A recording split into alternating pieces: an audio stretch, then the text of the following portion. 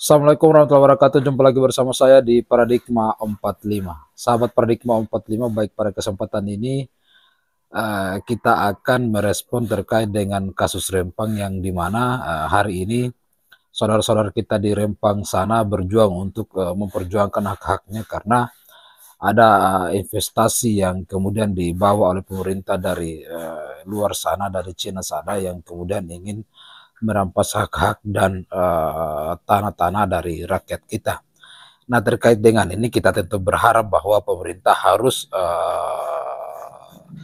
mengatur ini dengan sebaik-baik mungkin dan tidak merugikan hak-hak rakyat kita, sehingga investasi berjalan dan hak-hak kita juga hak-hak rakyat kita juga terpenuhi dengan baik di Rempang sana.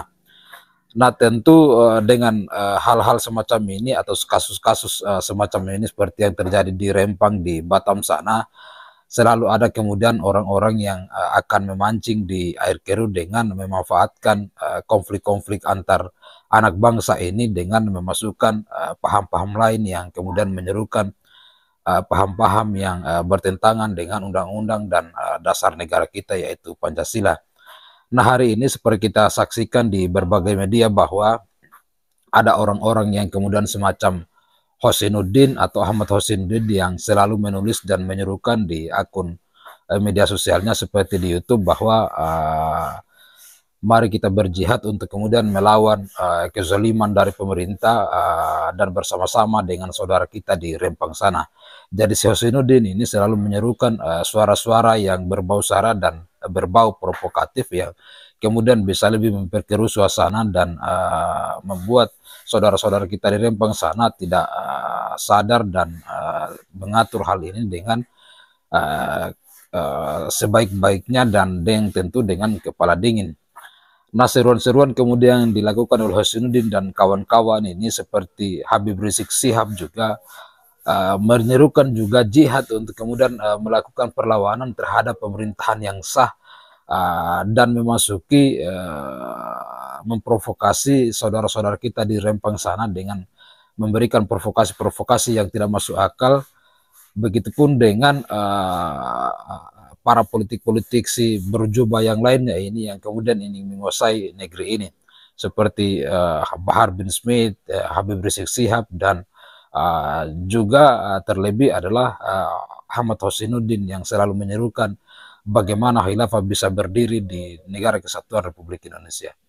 Nah, tentu hal ini kenapa kita katakan bahwa para ulama-ulama yang berjubah ini yang selama ini melakukan perlawanan terhadap pemerintah, tentu tujuannya adalah sekiranya warga Rempang ini terus melakukan perlawanan, maka bisa saja negara ini itu chaos.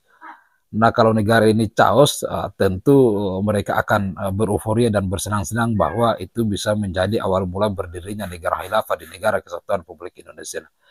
Tentu kita sebagai pecinta dari negara kesatuan Republik Indonesia, dari NKRI ini harus melakukan perlawanan dengan memberikan ultimatum untuk kemudian bagaimana Hosinuddin dan kawan-kawan Habib Rizik dan Bahar bin Smith ini tidak memprovokasi dan terus memprovokasi rakyat agar saudara-saudara kita di Rempang sana lebih bisa mengatur kasus tanah di Rempang ini dengan pemerintah ini dengan cara-cara yang elegan, dan tentu ada jalur-jalur hukum yang bisa ditempuh oleh saudara-saudara kita di Rempang sana.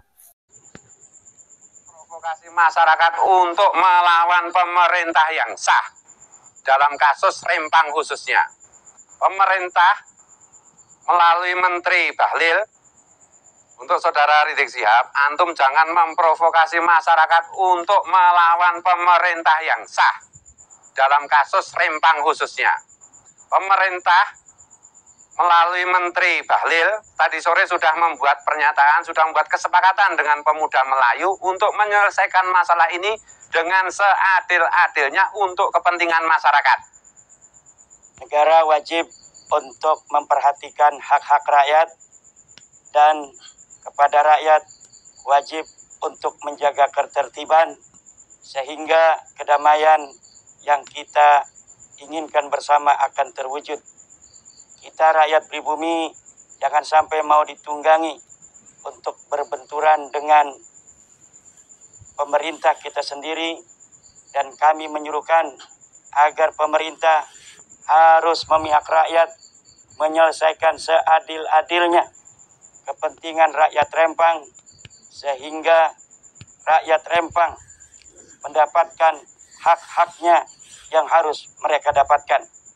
Dan bagi mereka-mereka yang mencari keuntungan, yang ingin mendapatkan manfaat dari kekisruhan dan air keruh, maka kami menghimbau dan meminta kepada aparat keamanan, bahkan kalau perlu aparat Hankam sekaligus, itu untuk berlaku dengan tegas.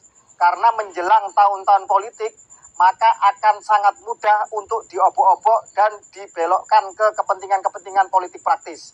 Kami tidak ingin bahwa anak bangsa diadu domba, dan oleh mereka-mereka, orang-orang yang selalu hidup dan mencari makan dari peristiwa-peristiwa, menunggangi peristiwa-peristiwa ini untuk keuntungan-keuntungan pribadi.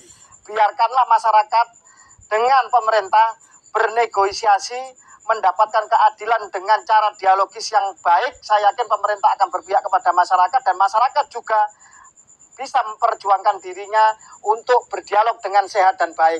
Dan bagi para provokator, harus ditumpas sampai ke akar-akarnya, harus dihabisi dan ditindak dengan tegas. Terima kasih. Dan untuk masyarakat, jangan percaya dengan orang yang sok pahlawan mau membela rakyat. Mereka hanya memperalat rakyat untuk kepentingan dan agendanya sendiri, untuk merusak pemerintah dan merusak masyarakat Indonesia. Jangan pernah percaya.